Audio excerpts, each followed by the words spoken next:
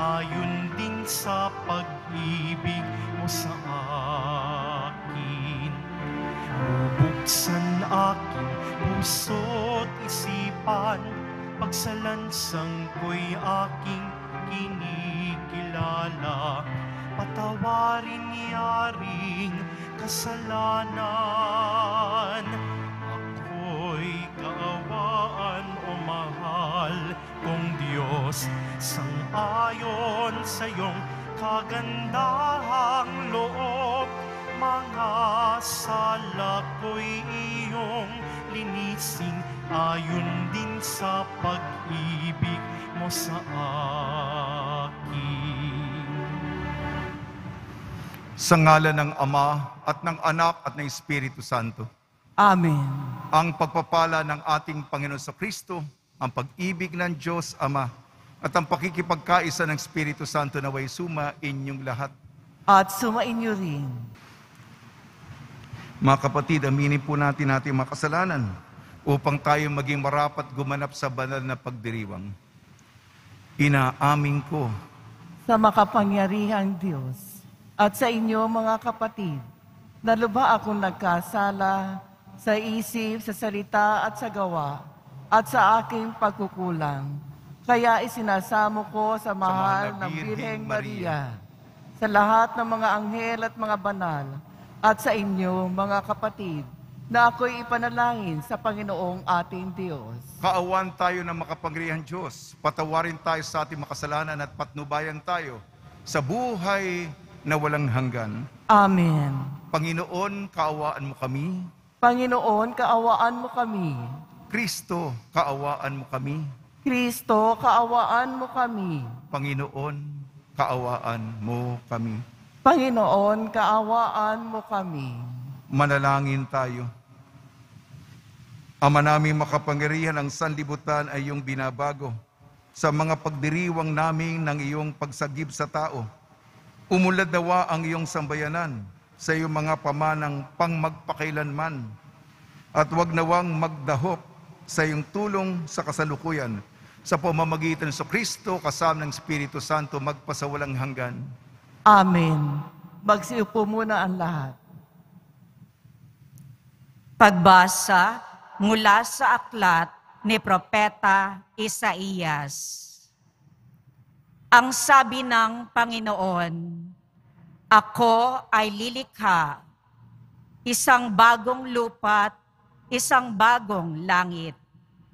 Mga pangyayaring pawang lumipas na ay di na babalik. Kaya naman kayo'y dapat na magalak sa aking nilalang. Yamang nilikha ko itong Jerusalem ng aking pakay, maging kagalakan ng mga hinirang. Ako mismo'y magagalak dahil sa Jerusalem at sa kanyang mamamayan. Dooy walang panambitan o kaguluhan. Dooy wala ng sanggol na papanaw. Lahat ng titira roon ay mabubuhay ng matagal. Ituturing pa rin na kabataan pa ang edad 100. Ang hindi umabot ng gulang na ito ay pinarusahan. Magtatayo sila ng mga tahanang kanilang titirhan. Sa tanim na ubas ay sila ang aani. Ang salita ng Diyos. Salamat sa Diyos. Poong sa aki nagligtas, ang dangal mo'y aking galak. Poong sa akin nagligtas, ang dangal mo'y aking galak. O Panginoon ko, sa iyong ginawa, kita'y pinupurit, ako'y iniligtas. Kaya kaaway ay di na nakuhang matuwa't magalak. Mula sa libingang daigdig ng patay, hinango mo ako at muling binuhay. Ako, nakasama nilang napabaon sa kailaliman. Poong sa akin nagligtas, ang dangal mo'y aking galak. Purihin ang poon, siya ay awitan ng lahat ng tapat na mga hinirang.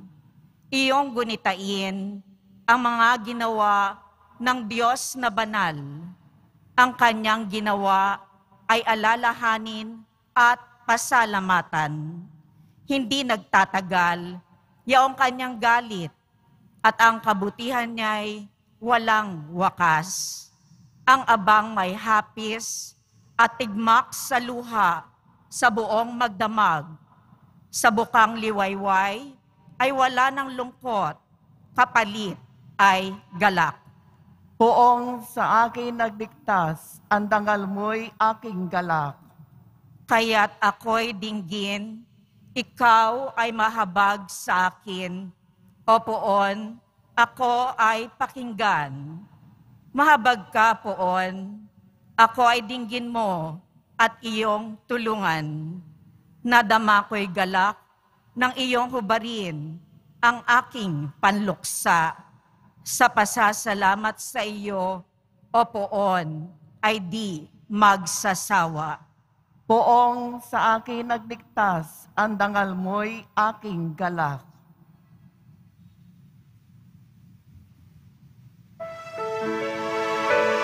Magsitayo na po ang lahat.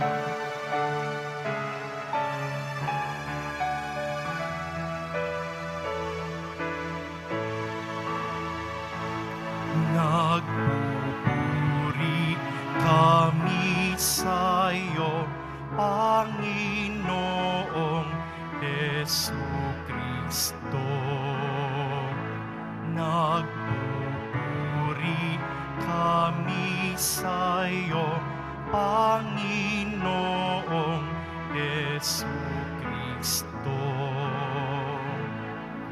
Matuwid ang dapat gawin, masama'y iwasan natin, at tayo ay bubuhayin. Ang Diyos ay sasaatin, atin siyang makakapiling. Nagpupuri kami sa iyo, Panginoong Jesucristo. Sumainyo ang Panginoon. At sumaiyo rin. Ang mabuting balita ng Panginoon ayon kay San Juan. Papuri sa iyo, Panginoon.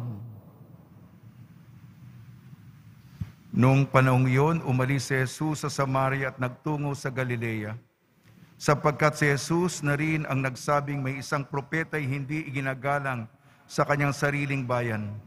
Pagdating niya sa Galilea, ay mabuti ang pagtanggap sa kanya ng mga taga roon, sapagkat nasa Jerusalem din sila noong pista ng Paskwa at nakita nila ang lahat ng kanyang ginawa roon. Nagpunta uli si Jesus sa Cana, Galilea. Doon niya ginawang alak ang tubig. Doon naman sa Capernaum ay may isang mataas na pinuno ng pamahalan at may sakit ang kanyang anak na lalaki. Nang mabalitaan niyang bumalik si Jesus sa Galilea mula sa Judea, pinapuntahan niya ito. Pinakiusapan niya itong pumunta sa Capernaum at paggalingin ang kanyang anak na naghihingalo. Sinabi sa kanya ni Jesus, hanggat hindi kayo nakakakita ng mga palatandaan at mga kababalaghan, hindi kayo mananampalataya. Ngunit sinabi ng pinuno, tayo na po, Ginoo, bago mamatay ang aking anak. Sumagot si Jesus, umuwi na kayo, magaling na ang iyong anak.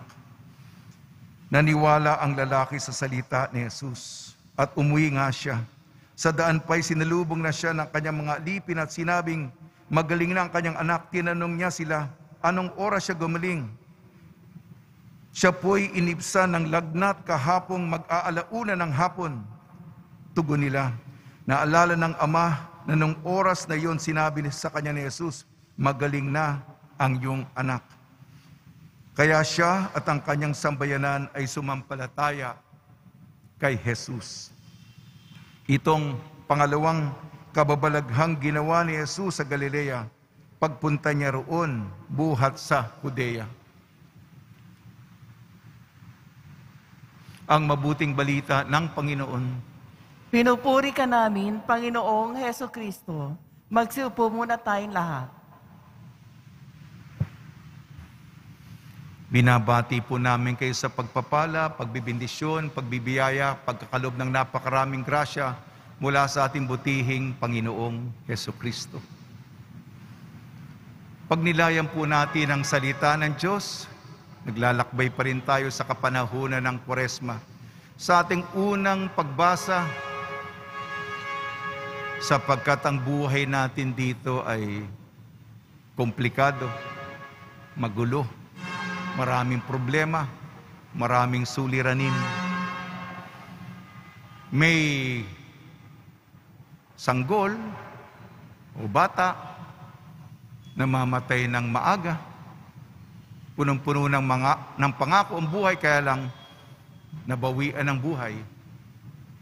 Meron namang may edad na tao, matanda na, ngunit sa kaduluhan ng buhay niya ay kulang sa integridad. Hindi siya nirerespeto ng kapwa. Ano ba yung buhay natin? Mahaba man ang buhay o maikli, parang walang kaganapan. Ang mensahe ng Panginoon sa pamamagitan ng propeta. Matutupad ang plano ng Diyos. May sasagawa ang kanyang disenyo para sa lahat. Mawawala ang ating problema, maibsan ang ating suliranin, magkakaroon ng katuparan ng lahat, kaganapan ng lahat. Dito po tayo kumakapit sa salita ng Diyos. Ang paggaganap, maggagampanan, magkakatotoo, magkakarealidad ang lahat. Sa ating ebanghelyo ayon kay San Juan. Pamilyar po tayo sa unang kababalaghan kay San Juan, no? Sa kasal sa Cana, sa intersesyon ng mahal na Birheng Maria, may kasalan doon, kulang naubusan ng alak. At ang unang milagro ni Jesus, ang tubig na nasa banga, ginawa niyang sarap na alak. Unang milagro. Hindi tayo gaano pamilyar sa ito yung ebanghelyo natin sa pangalawang kababalaghan niya. Ang senyal niya, yan ang tawag ni palatandaan, tawag ni San Juan. Hindi niya ginagamit yung milagro o himala, kung hindi yung palatandaan ng Panginoon. Ano ito? May isang regal na pinuno, mataas na opisyal, ang kanyang panganay na lalaki na anak. Malubhang-malubha ang sakit, nasa halos malapit na sa bingit na ng kamatayan. Kaya lumapit siya kay Jesus. Si Jesus naman, kayo naman, lagi kayong humihingi ng palatandaan upang maniwala. Ginoo, maaari bang pumunta kayo sa amin? Malapit nang mamatay ang aking anak. Nakikiusap siya, umaapila. Sinabi, ito pong milagro na ito, ay milagrong pangmalayuan, long distance.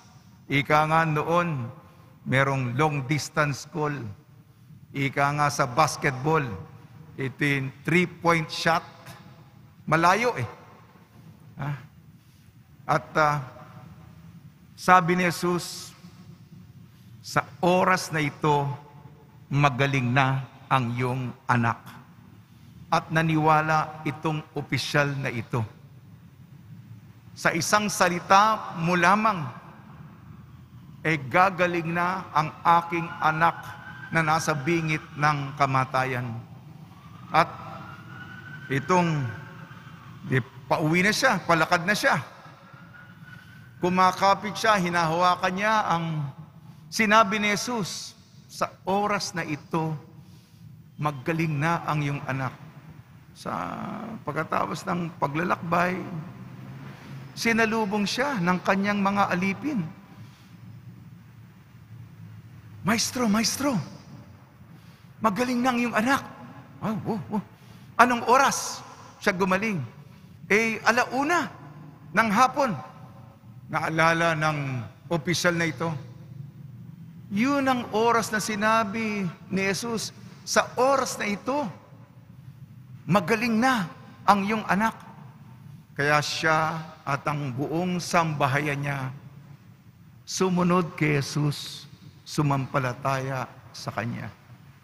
Ito ay kwento ng papagaling. Ito ang istorya ng pananampalataya. Lumalapit tayo sapagkat bawat isa sa atin may kahilingan. Parang mo ng awa. Guro, malapit nang mamatay ang aking anak. Sumama kayo sa amin upang gumaling siya. Lahat tayo may ganong klaseng petisyon. Galing sa puso. Wala na tayong mapupuntahan kung di siya. Maniwala tayo, sumampalataya tayo. Manalig tayo, kumapit tayo, humawak tayo sa Kanyang kataga, sa Kanyang salita. Unang pagbasa, tungkol sa kaganapan ng lahat, kahit na anong masamang mangyari, matutupad ang plano ng Diyos, ang disenyo niya para sa atin. At sa Ebanghelyo, pagpapagaling, pangmalayuan, humahawak sa Kanyang kataga. Sa tulong ni Maria, ni San Jose, palalimin po natin lagi ang ating mahinang pananampalataya.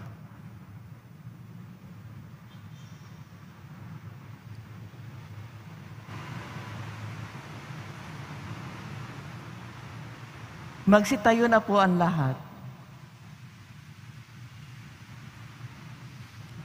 Minamahal ko mga kapatid, dahil sa pagtitiwalang tutugunin ng Diyos Ama ng buong kalugod-lugod ang ating mga kahilingan, kung tayo ay mananalangin sa Kanya na may pananampalataya.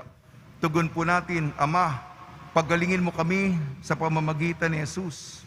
Ama, pagalingin mo kami sa pamamagitan ni Jesus. Ang simbahan sa buong mundo naway maging isang simbolo ng mapagpagaling na gawain ni Kristo sa pamamagitan ng Kanyang pagkalinga sa mga may karamdaman. Manalangin tayo. Ama, pagalingin mo kami sa pamamagitan ni Jesus.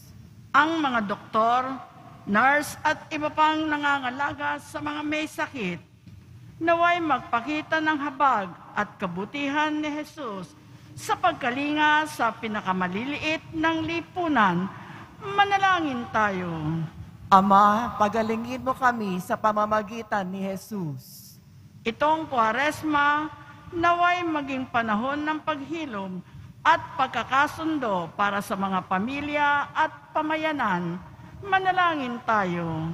Ama, pagalingin mo kami sa pamamagitan ni Jesus.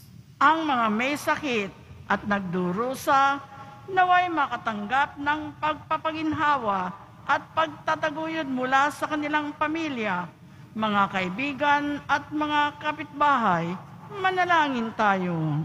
Ama, pagalingin mo kami sa pamamagitan ni Jesus. Ama naming nasa langit, tulungan mo kaming patuloy na magtiwala sa iyo at sumampalataya sa nakapagpapagaling, nakapangyarihan ng iyong anak na gumagamot sa lahat ng aming sugat. Hiniling namin sa pamamagitan ni Kristo na aming Panginoon. Amen. Magsiupo ang lahat.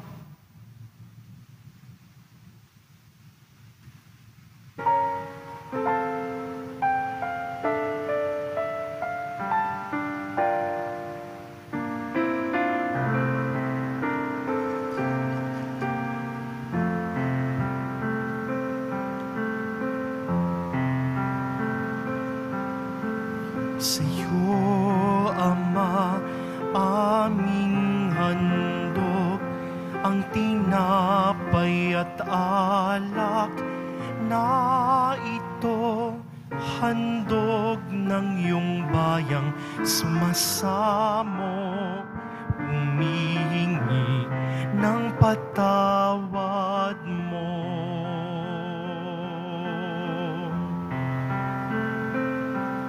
Sa pagsunod sa utos mo, nalulugod akong labis, di masukat ang galak ko,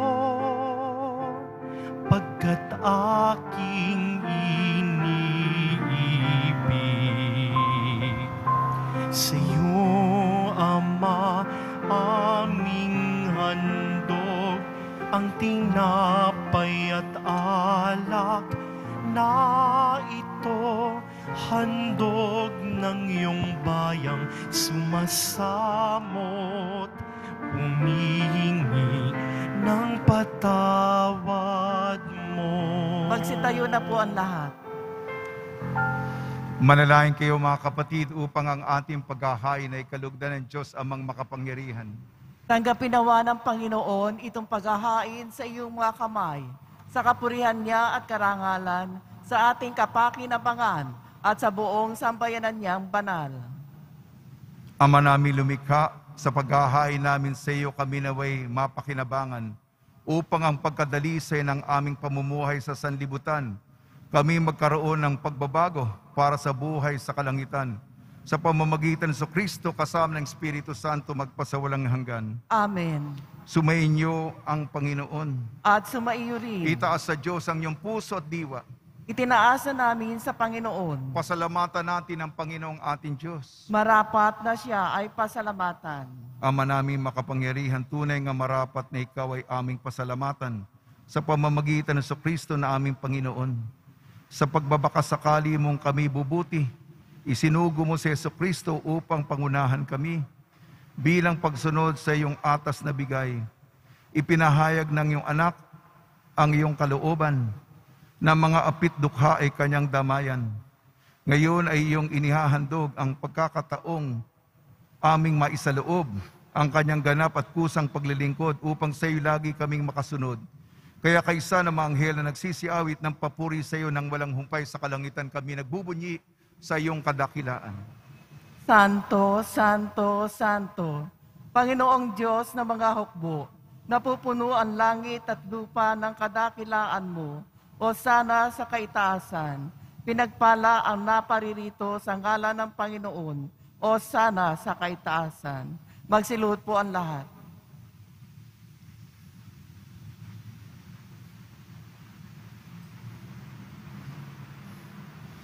Ama naming banal, ikaw ang bukal ng tanang kabanalan.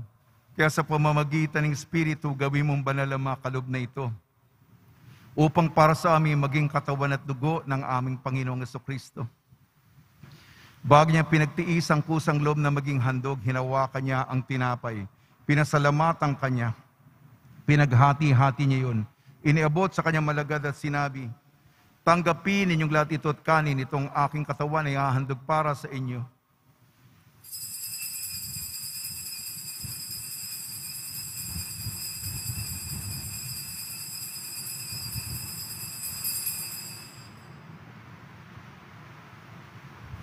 Gayun din naman nung matapos ang hapunan, hinawakan niya ang kalis, muli kanyang pinasalamatan. Inibot niyang kalis sa kanyang malagad at sinabi, tanggapin ninyong lahat ito at inumin. Ito ang kalis ng aking dugo, nagbago at walang hanggan tipan. Aking dugo na ibubuhos para sa inyo at para sa lahat. Sa kapagpapatawad ng makasalanan, gawin ninyo sa pag-alala sa akin.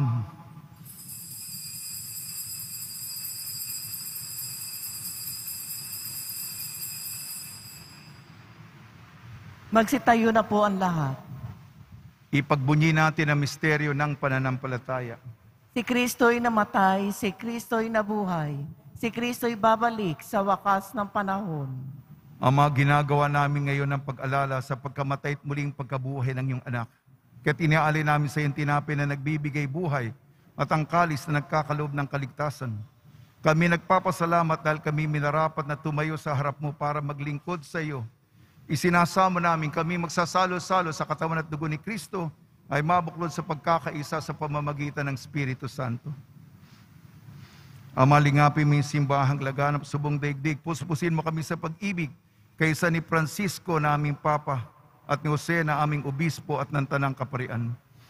Alalahanin mo rin ang mga kapatid namin na himlay na may pag-asang sila'y muling mabubuhay, gayon din ang lahat ng mapumanaw. Kaawan mo sila at patuloyin sa iyong kaliwanagan. Kaawan mo at pagdapating kaming lahat na makasalo sa iyong buhay na walang wakas kaysa ng mahal na Birhing Maria na Ina ng Diyos, Nuestra Señora de la Buena Hora, ng kabiyak na puso niyang si San Jose kaysa ng mga apostol, ni San Juan Bautista at ng lahat ng mabanal na namuhay dito sa daigdig ng kalugod-lugod sa iyo. May pagdiwang nawa namin ng pagpupuri sa kararangal mo sa pamamagitan ng anak na aming Panginoong Hesukristo. Sa pamamagitan ni Kristo, kasama niya at sa Kanya ang lahat ng parangal at papuri ay sa iyo, Diyos amang makapangyarihan kasama ng Espiritu Santo, magpasawalang hanggan. Amen. Sa tagubili naman nakakagaling na utos sa turo ni Jesucristo na Panginoon natin na Diyos, ipahig natin ang lakas loob. Ama namin, sumasalangit ka, sambahin ang ngalan mo, mapasa amin ang kaharian mo, sundin ang loob mo dito sa lupa para nang sa langit. Bigyan mo kami ngayon ng aming kakanin sa araw-araw at patawarin mo kami sa aming mga sala para ng pagpapatawad namin sa nagkakasala sa amin. At huwag mo kaming ipahintulot sa tukso at iadya mo kami sa lahat ng masama. Hinihiling namin kami iadya sa lahat ng masama, pagkalooban ng kapayapaan na araw-araw iligtas sa kasalanan at ilayo sa lahat ng kapahamakan. Samantalang aming pinananabikan ang dakilang araw ng pagpapahayag ng tagapagligtas naming si Jesucristo. Sapagkat iyo ang kaharian at ang kapangyarihan at ang kapurihan magpakailanman. Amen. Panginoon Jesucristo, sinabi mo sa iyong apostol, kapayapaan ang iniiwan ko sa inyo, ang aking kapayapaan ang binibigay ko sa inyo. Tungyan mo ang aming pananampalataya at huwag ang aming mga pagkakasala. At pagkalooban mo kami na kapayapaan at pagkakaisa yung sa kalooban kasama ng Espiritu Santo magpasawalang hanggan. Amen. Mga kapatid, mga kaibigan, sumiyo po ang kapayapaan ng ating Panginoon. At sumayo. Magbigayan po tayo ng kapayapaan sa isa't isa.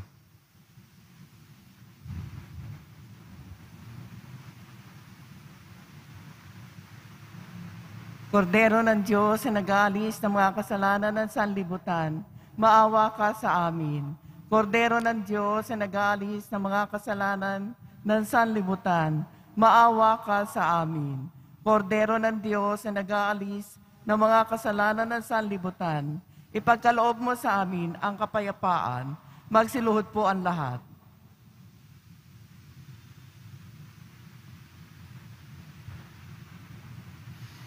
Ito ang kordero ng Diyos, ito nag-aalis ng kasalanan ng sanlibutan, mapalad ang mga inayayahan sa kanyang piging. Panginoon, hindi ako karapat-dapat na magpatuloy sa iyo, ngunit sa isang salita mo lamang ay gagaling na ako.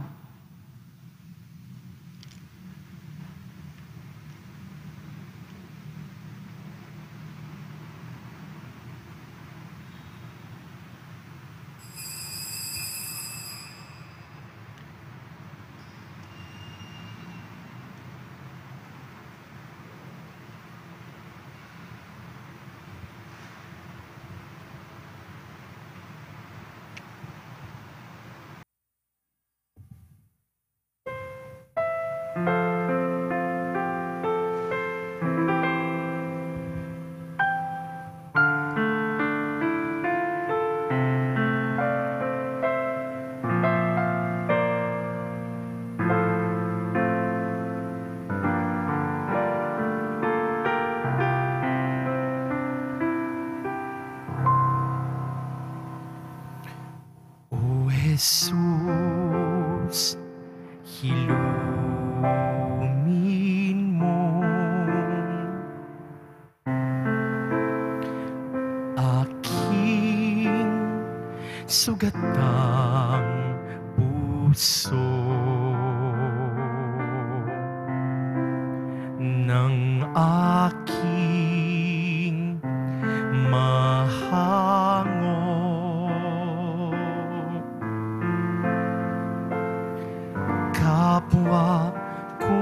kasimbi ko.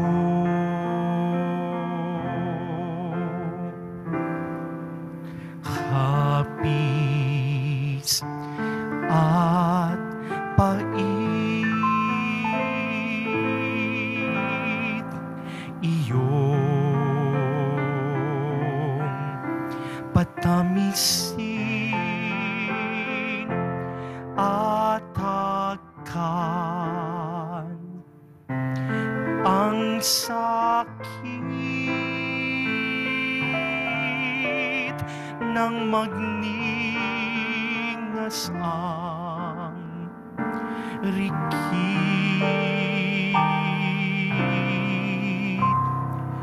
O Jesus, hilumin mo aking sugat ng puso ng aking mahango.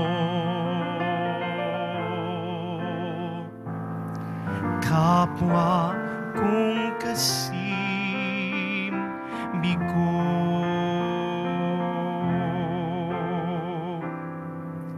aking sugatang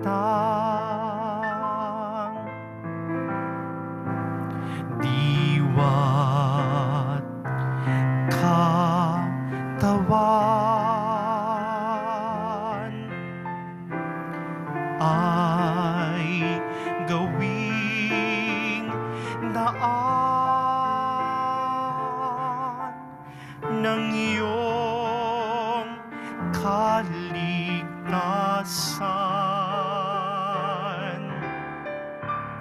O Jesus, hilumin mo aking sugat ng puso ng aking mahango. Kapwa kong kasimbi ko,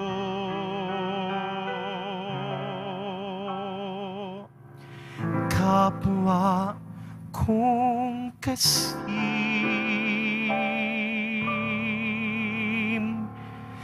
ko.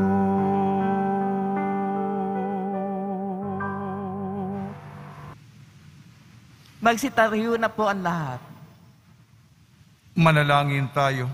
Ama naming mapagmahal, ang aming banal na pakikinabang ay siya nawang bumago at bumuhay sa amin at siya ring magpabanal at mag-akay sa amin sa iyong piling sa pamamagitan sa Kristo kasama ng Espiritu Santo magpasawalang hanggan. Amen. Pagbabasbas sa mga deboto ng kanilang mga kahilingan at dasalan. Mahal na pong Jesus Nazareno, inayag mo sa pamamagitan ng krus ang walang maliw na pag-ibig ng Diyos sa sangkatauhan. Pakinggan mo ang kahilingan niyo ang na nagsusumamo sa iyo. Makamtanawa nila ang iyong katugunan at tanggapin ang kasagutan na may utang na loob na tinatanaw. Basbasan din po niyo mga daladala nila mga imahin at dasalan sa pamamagitan ng bendisyon nito. Na maalala ng mga pangako sa binyag na ikaw ibig at pagliling ko ng bilang Panginoon magpasawalang hanggan. Sumayin niyo ang Panginoon. At sumaiyo rin. At pagpalain kayo ng makapangyarihan Diyos, Ama, Anak at Espiritu Santo. Amen. Paglayin po niyo sa inyong pag-alis ang kapayapaan ni Kristo. Salamat sa Diyos.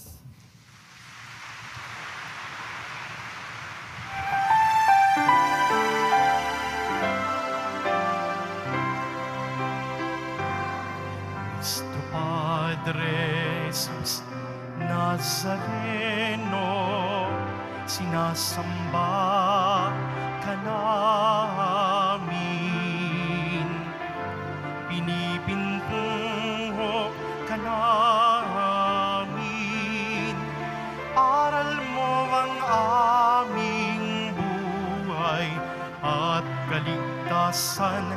Nuestro Padre Jesus Nazareno, iligtas mo kami sa kasalanan.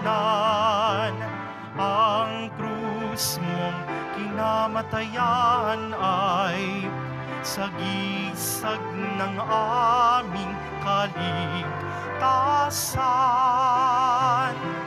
Nuestro Padre Jesus Nazareno, dinarangal ka na amin.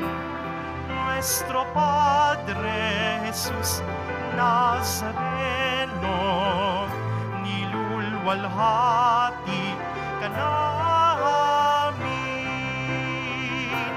Nuestro Padre Jesus Nazareno, dinarangal ka na amin.